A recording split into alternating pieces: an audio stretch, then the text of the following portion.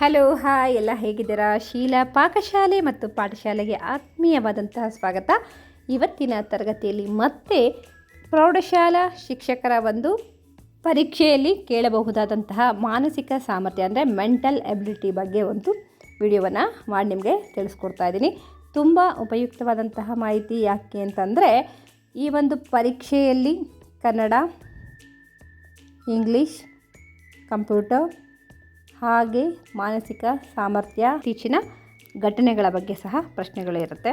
ಹಾಗೆ ನಮ್ಮ ಸಬ್ಜೆಕ್ಟಿನ ಒಂದು ಪೇಪರ್ ಒಟ್ಟಾಗಿ 200 ಅಂಕಗಳ ಒಂದು ಪರೀಕ್ಷೆಯನ್ನು ಬರೀಬೇಕಾಗತ್ತೆ.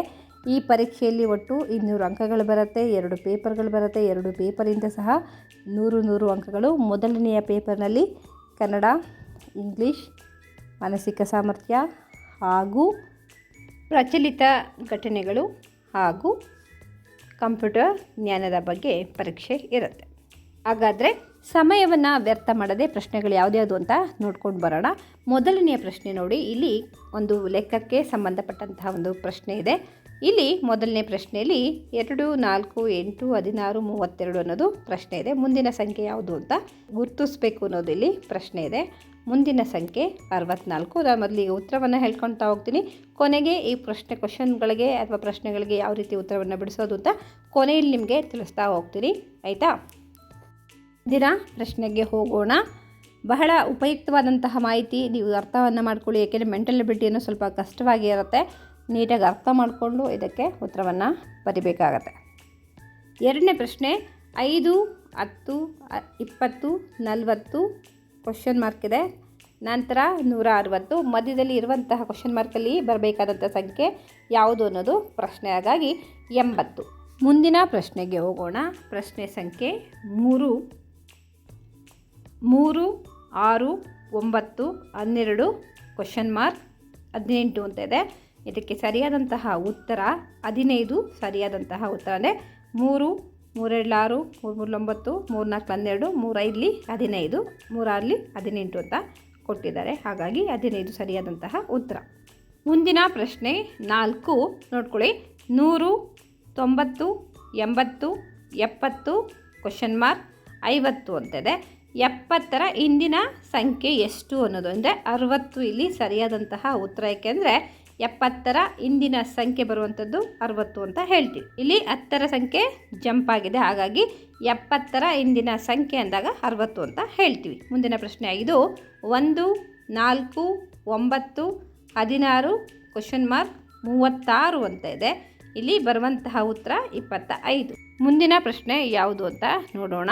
ಪ್ರಶ್ನೆ ಸಂಖ್ಯೆ 6, 7, 14, 21, 28 ಕ್ವಶನ್ ಮಾರ್ಕ್ ಅಂತ ಇದೆ. ಇಲ್ಲಿ 7ರ ಮಗ್ಗಿ ಚೆನ್ನಾಗಿ ನಮಗೆ ಗೊತ್ತಿತ್ತು ಅಂತಂದರೆ ಉತ್ತರವನ್ನು ಬರಿಬೋದು. 7 7, 7 14, 7 3 21, 7 4 28, 7 5 35. ಹಾಗಾಗಿ 35 ಉತ್ತರ ಇಲ್ಲಿ ಬರುತ್ತೆ, ಆಯಿತಾ? ಹಾಗಾದರೆ ಮುಂದಿನ ಪ್ರಶ್ನೆಗೆ ಹೋಗೋಣ. ಪ್ರಶ್ನೆ ಸಂಖ್ಯೆ 7, ಒಂದು ಗಡಿಯಾರದಲ್ಲಿ 3 ಗಂಟೆ ಆಗಿದ್ದರೆ ಗಂಟೆ ಮತ್ತು ನಿಮಿಷದ ಮುಳ್ಳಿನ ನಡುವಿನ ಕೋನ ಎಷ್ಟು ಅನ್ನೋದು ಪ್ರಶ್ನೆ. ಇದಕ್ಕೆ ಉತ್ತರ 90 ಡಿಗ್ರಿ ಆಗಿರುತ್ತೆ, ಆಯಿತಾ? 3 ಗಂಟೆ ಸಮಯವನ್ನು ತೋರಿಸ್ತಾ ಇತ್ತು ಅಂದರೆ ಆಗ ನಿಮಿಷ ಮತ್ತು ಗಂಟೆಯ ಒಂದು ನಡುವಿನ ಕೋನ ಎಷ್ಟು ಇರುತ್ತೆ ಅನ್ನೋದು ಇಲ್ಲಿ ಪ್ರಶ್ನೆ, ಆಯಿತಾ? ಮುಂದಿನ ಪ್ರಶ್ನೆಗೆ ಹೋಗೋಣ. ಪ್ರಶ್ನೆ ಸಂಖ್ಯೆ 8, 12 × 8 ಡಿವೈಡೆಡ್ ಬೈ 4 ಈಕ್ವಲ್ಸ್ ಎಷ್ಟು ಅನ್ನೋದಿಲ್ಲಿ ಕ್ವಶನ್ ಆಗಿದೆ. ಇದಕ್ಕೆ ಸರಿಯಾದಂತಹ ಉತ್ತರ 24. ಕೆಲವೊಂದು ಪ್ರಶ್ನೆಗಳಿಗೆ ಉತ್ತರವನ್ನು ಕೊನೆಗೆ ಯಾವ ರೀತಿ ಅದನ್ನ ಬಿಡಿಸೋದು ಅಂತ ತಿಳಿಸ್ಕೊಡ್ತೀನಿ. ಹಾಗಾಗಿ ಪೂರ್ತಿ ವಿಡಿಯೋವನ್ನು ನೋಡ್ಕೊಳ್ಳಿ, ಅರ್ಥವನ್ನು ಮಾಡ್ಕೊಳ್ಳಿ. ಈಗ ಈಸಿಯಾಗಿರೋದನ್ನು ಇಲ್ಲಿ ಹೇಳ್ತಾ ಹೋಗ್ತೀನಿ. ಕಷ್ಟ ಆಗಿರೋದನ್ನ ಕೊನೆಗೆ ಬರೆದು ನಿಮಗೆ ಅರ್ಥವನ್ನು ಮಾಡಿಸ್ತೀನಿ. ಮುಂದಿನ ಸಂಖ್ಯೆ 9, 64 divided by 8 plus 9 equals dash ಅಂತ ಇದೆ. ಇದಕ್ಕೆ ಸರಿಯಾದಂತಹ ಉತ್ತರ 17 ಸರಿಯಾದಂತಹ ಉತ್ತರ. ಮುಂದಿನ ಪ್ರಶ್ನೆಗೆ ಹೋಗೋಣ. ಪ್ರಶ್ನೆ ಸಂಖ್ಯೆ 10, ಕ್ಯಾಟ್ನ ಮರಿಗೆ ಕಿಟನ್ ಅಂತ ಹೇಳ್ತೀವಿ. ಡಾಗಿನ ಒಂದು ಮರಿಗೆ, ನಾಯಿಯ ಮರಿಗೆ ಏನಂತ ಹೇಳ್ತೀವಿ ಅಂತ ಪಪ್ಪಿ ಅನ್ನೋದು ಸರಿಯಾದಂತಹ ಉತ್ತರ. ಮುಂದಿನ ಪ್ರಶ್ನೆಯನ್ನು ನೋಡೋಣ. ಪ್ರಶ್ನೆ ಸಂಖ್ಯೆ 11, ಆಡ್ ಪದವನ್ನು ಆಯ್ಕೆ ಮಾಡಿ ಅನ್ನೋದು ಪ್ರಶ್ನೆ. ನೋಡ್ಕೊಳ್ಳಿ, ಆಪ್ಷನ್ ನೋಡ್ಕೊಳ್ಳಿ. ಸೇಬು, ಮಾವು, ಕ್ಯಾರೆಟ್, ಬಾಳೆಹಣ್ಣು ಅನ್ನೋದು ಇದೆ. ಇದಕ್ಕೆ ಸರಿಯಾದಂತಹ ಉತ್ತರ ಅಂದರೆ ಗುಂಪಿಗೆ ಸೇರದೇ ಇರುವಂತಹ ಪದ ಯಾವುದು ಅಂತಂದರೆ ಕ್ಯಾರೆಟ್ ಒಂದು ತರಕಾರಿ, ಹಾಗಾಗಿ ಕ್ಯಾರೆಟನ್ನು ನಾವು ತೆಗಿಬೇಕಾಗುತ್ತೆ. ಇದು ಮಿಕ್ಕಿದಂತಹದ್ದು ಹಣ್ಣುಗಳು, ಹಾಗಾಗಿ ಇಲ್ಲಿ ಕ್ಯಾರೆಟ್ ಸರಿಯಾದಂತಹ ಉತ್ತರ ಆಪ್ಷನ್ ಸಿ. ಮುಂದಿನ ಪ್ರಶ್ನೆಯನ್ನು ನೋಡೋಣ. ಪ್ರಶ್ನೆ ಸಂಖ್ಯೆ 12. 15 + 25 - 10 ಇವೆರಡರಿಂದ ಕೂಡಿದಂತಹ ಸಂಖ್ಯೆಯಲ್ಲಿ ಮತ್ತೆ -10 ಮಾಡಿದರೆ ಎಷ್ಟು ಸಂಖ್ಯೆ ಉಳಿಯುತ್ತೆ ಅನ್ನೋದು ಪ್ರಶ್ನೆ. ಹಾಗಾಗಿ 40 ಆಗುತ್ತೆ. 40ರಲ್ಲಿ -10 ಕಳೆದ್ರೆ ಅಂದರೆ 10 ಕಳೆದ್ರೆ ಇನ್ನು 30 ಸರಿಯಾದಂತಹ ಉತ್ತರ. ಮುಂದಿನ ಪ್ರಶ್ನೆಯನ್ನು ನೋಡೋಣ. ಪ್ರಶ್ನೆ ಸಂಖ್ಯೆ 13. A = 1, B = 2, C = 3 ಆದರೆ Z = ಎಷ್ಟು ಅನ್ನೋದು. ಅಂದರೆ ಇಲ್ಲಿ ಏನ ಒಂದು ಬೆಲೆ 1 ಅಂದರೆ ಆಲ್ಫಾಬೆಟಿಕಲ್ ಆಗಿ ಹೋದರೆ ಎ ಅನ್ನೋದು ನಂಬರ್ 1 ಸಂಖ್ಯೆಯಲ್ಲಿರುತ್ತೆ, ಬಿ ಅನ್ನೋದು 2ರಲ್ಲಿರುತ್ತೆ, ಸಿ ಅನ್ನೋದು 3ರಲ್ಲಿರುತ್ತೆ, ಝಡ್ ಅನ್ನೋದು ಅಂದರೆ ಆಲ್ಫಾಬೆಟ್ಸಲ್ಲಿ ಕೊನೆಯ ಅಕ್ಷರ ಝಡ್ 26ನೇ ಅಕ್ಷರ, ಹಾಗಾಗಿ 26 ಸರಿಯಾದಂತಹ ಉತ್ತರ. ಮುಂದಿನ ಪ್ರಶ್ನೆಗೆ ಹೋಗೋಣ. ಪ್ರಶ್ನೆ ಸಂಖ್ಯೆ 14. 2, 5, 10, 17, 26 ಕೊನೆಯ ಸಂಖ್ಯೆ ಎಷ್ಟು ಅನ್ನೋದು. ಇದಕ್ಕೆ ಉತ್ತರ 37 ಬರುತ್ತೆ. ಆಯಿತಾ. ಮುಂದಿನ ಪ್ರಶ್ನೆಗೆ ಹೋಗೋಣ. ಪ್ರಶ್ನೆ ಸಂಖ್ಯೆ 15 ನೋಡೋಣ. 9, 18, 36, 72 ಕೊನೆಯ ಸಂಖ್ಯೆ ಎಷ್ಟು ಅನ್ನೋದು ಪ್ರಶ್ನೆ ಇದೆ. 9 2ರಲ್ಲಿ 18, 18ರಲ್ಲಿ 36, 36 2ರಲ್ಲಿ 72, 72 2ರಲ್ಲಿ 144 ಇದಕ್ಕೆ ಸರಿಯಾದಂತಹ ಉತ್ತರ. ಆಯಿತಾ. ಮುಂದಿನ ಪ್ರಶ್ನೆಗೆ ಹೋಗೋಣ. ಒಂದು ವಾರದಲ್ಲಿ ಎಷ್ಟು ದಿನಗಳಿವೆ? ಉತ್ತರ 7 ದಿನಗಳು ಇರುತ್ತೆ. ಆಯಿತಾ. ಪ್ರಶ್ನೆ ಸಂಖ್ಯೆ 17. 144ರ ವರ್ಗಮೂಲ ಎಷ್ಟು ಅನ್ನೋದನ್ನ ವರ್ಗಮೂಲವನ್ನು ಕಂಡುಹಿಡಬೇಕು. ಉತ್ತರ 12 ಇದರ ವರ್ಗಮೂಲ ಆಗತ್ತೆ. ಆಯಿತಾ. ಮುಂದಿನ ಪ್ರಶ್ನೆಗೆ ಹೋಗೋಣ. ಪ್ರಶ್ನೆ ಸಂಖ್ಯೆ 18. 13 7 ಎಷ್ಟು ಅನ್ನೋದು ಪ್ರಶ್ನೆ. ಇದಕ್ಕೆ ಉತ್ತರ 91. ಟೇಬಲ್ಸ್ ಚೆನ್ನಾಗಿ ಗೊತ್ತಿದ್ದರೆ, ಮಗ್ಗಿಗಳು ಗೊತ್ತಿದ್ದರೆ ಇದಕ್ಕೆ ಸರಿಯಾದಂತಹ ಉತ್ತರವನ್ನು ಪಟ್ಟಂತ ಬರಿಬೋದು. 13 7 91. ಆಯಿತಾ. ಮುಂದಿನ ಪ್ರಶ್ನೆಗೆ ಹೋಗೋಣ. ಪ್ರಶ್ನೆ ಸಂಖ್ಯೆ 19. 50% ಆಫ್ 50% ಆಫ್ 200 = ಡ್ಯಾಶ್ ಅಂತ ಪ್ರಶ್ನೆ ಇದೆ. ಇದಕ್ಕೆ ಉತ್ತರ 100. 50ರಿಂದ 200ನ್ನು ಡಿವೈಡ್ ಮಾಡಿದ್ರೆ 100 ಅಲ್ಲಿ ಬರುತ್ತೆ. ಆಯಿತಾ. ಮುಂದಿನ ಪ್ರಶ್ನೆಗೆ ಹೋಗೋಣ. ಪ್ರಶ್ನೆ ಸಂಖ್ಯೆ 20. 25% ಆಫ್ 80 = ಡ್ಯಾಶ್ ಅನ್ನೋದು ಅಲ್ಲಿ ಪ್ರಶ್ನೆ ಇದೆ. ಇದಕ್ಕೆ ಸರಿಯಾದಂತಹ ಉತ್ತರ 20. ಆಯಿತಾ. ಮುಂದಿನ ಪ್ರಶ್ನೆ 21. ಹೂವು ಪರಿಮಳ ನೀಡುತ್ತೆ, ಸಕ್ಕರೆ ಏನನ್ನ ಅಂದರೆ ಸಿಹಿಯನ್ನು ಕೊಡುತ್ತೆ, ಹಾಗಾಗಿ ಇದಕ್ಕೆ ಉತ್ತರ ಸಿಹಿ. ಆಯಿತಾ. ಪ್ರಶ್ನೆ ಸಂಖ್ಯೆ 22.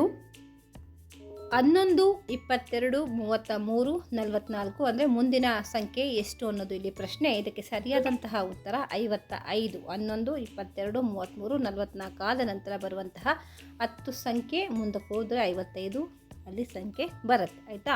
ಮುಂದಿನ ಪ್ರಶ್ನೆ 23.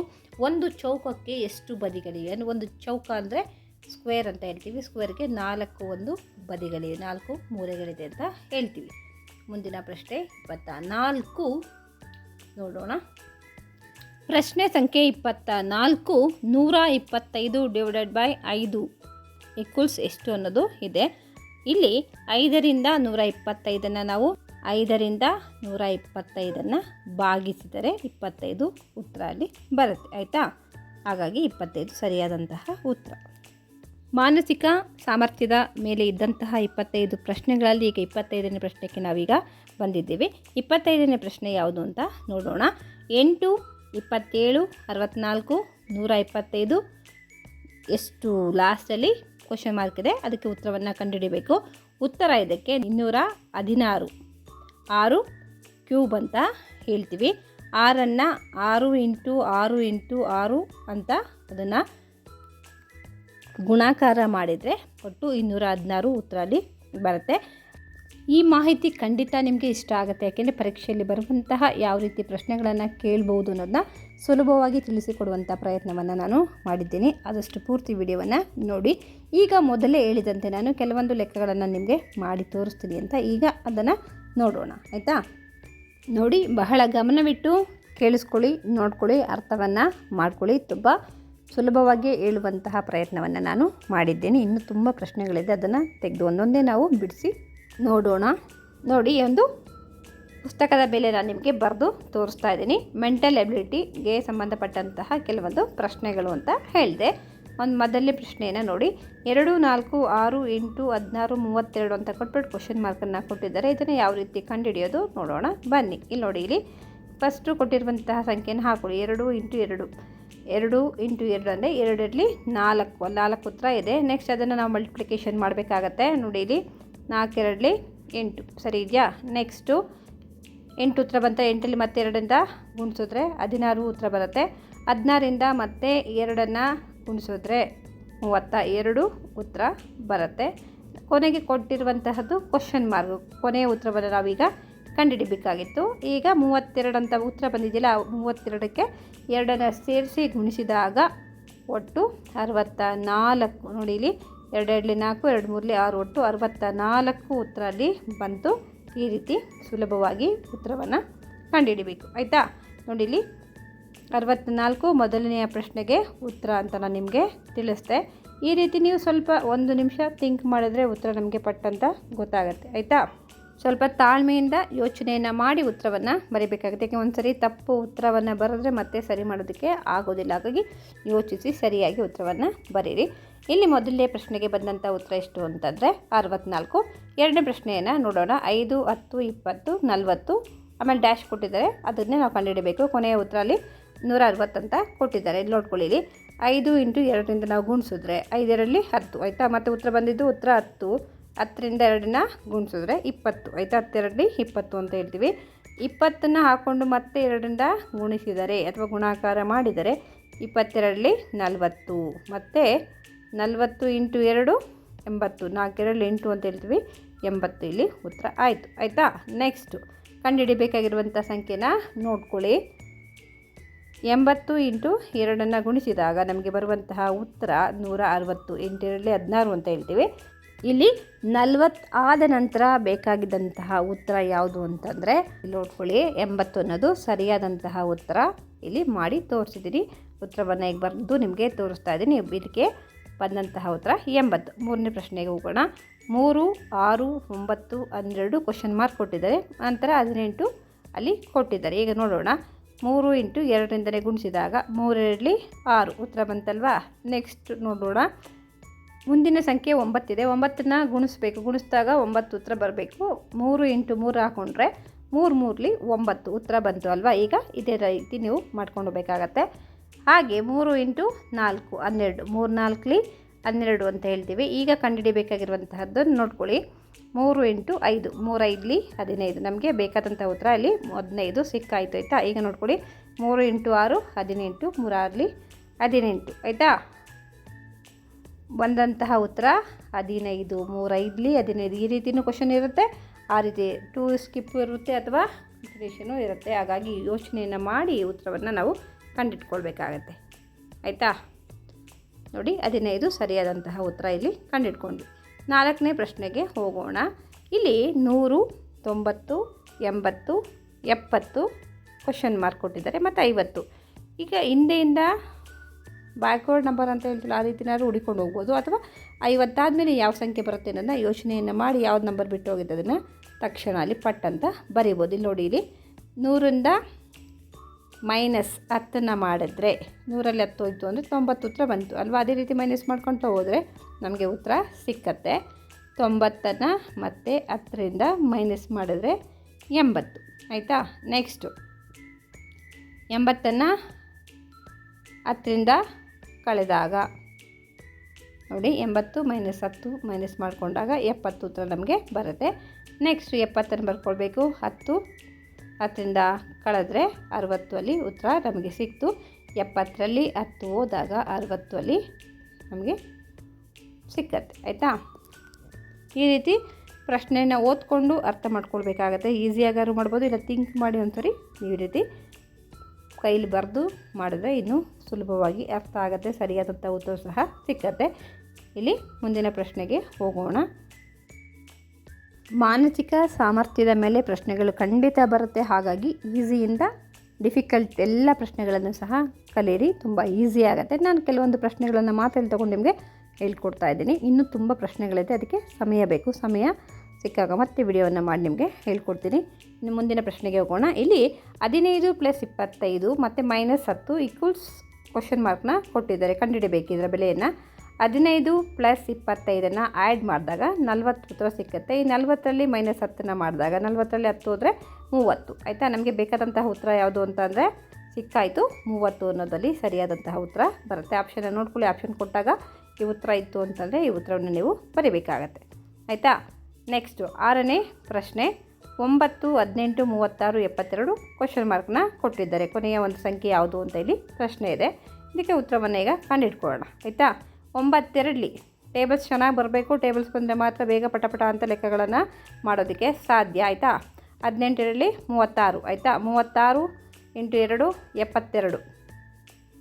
72ನ ಮತ್ತೆ 2ರಿಂದ ಗುಣಿಸಿದಾಗ ನಮಗೆ ಸಿಕ್ಕುವಂತಹ ಉತ್ತರ ನೋಡ್ಕೊಳ್ಳಿ 144 ಅಲ್ಲಿ ನಾವು ಕಂಡುಹಿಡಬೇಕಾದಂತಹ ಉತ್ತರ ಆಗುತ್ತೆ. ನೋಡಿ, ಇಲ್ಲಿ 144 ಇದಕ್ಕೆ ಸರಿಯಾದಂತಹ ಉತ್ತರ. ಹೀಗೆ ಬಹಳ ಸುಲಭವಾಗಿ ಮಾನಸಿಕ ಸಾಮರ್ಥ್ಯದ ಪ್ರಶ್ನೆಗೆ ನಾವು ಉತ್ತರವನ್ನು ಕಂಡುಹಿಡ್ಕೊಳ್ಬೇಕಾಗತ್ತೆ. ಇವತ್ತು ಇಷ್ಟನ್ನು ತಿಳಿಸೋದಕ್ಕೆ ಅಂತ ನಾನು ಪ್ರಯತ್ನವನ್ನು ಮಾಡಿದ್ದೀನಿ. ಈ ಒಂದು ಮಾಹಿತಿ ನಿಮಗೆ ಇಷ್ಟವಾದರೆ ಲೈಕ್ ಮಾಡಿ, ಶೇರ್ ಮಾಡಿ, ಕಮೆಂಟನ್ನು ಮಾಡಿ.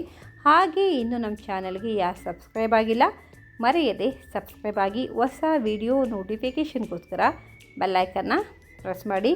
ಲೈಕ್ ಮಾಡಿ, ಶೇರ್ ಮಾಡಿ, ಕಮೆಂಟನ್ನು ಮಾಡಿ. ಆದಷ್ಟು ನಿಮ್ಮ ಸ್ನೇಹಿತರಿಗೂ ಸಹ ಶೇರ್ ಮಾಡಿ. ಪರೀಕ್ಷೆಗೆ ಯಾರೆಲ್ಲ ತಯಾರಿಯನ್ನು ಮಾಡ್ತಾಯಿದ್ರೆ ಅವ್ರಿಗೆ ಖಂಡಿತ ಸಹಾಯಕ್ಕೆ ಬರುತ್ತೆ. ಮತ್ತೆ ನಾಳೆ ಹೊಸ ವಿಡಿಯೋದೊಂದಿಗೆ ನಾನು ಬರ್ತೀನಿ. ಅಲ್ಲಿವರೆಗೂ take care. Bye. Thank you for watching.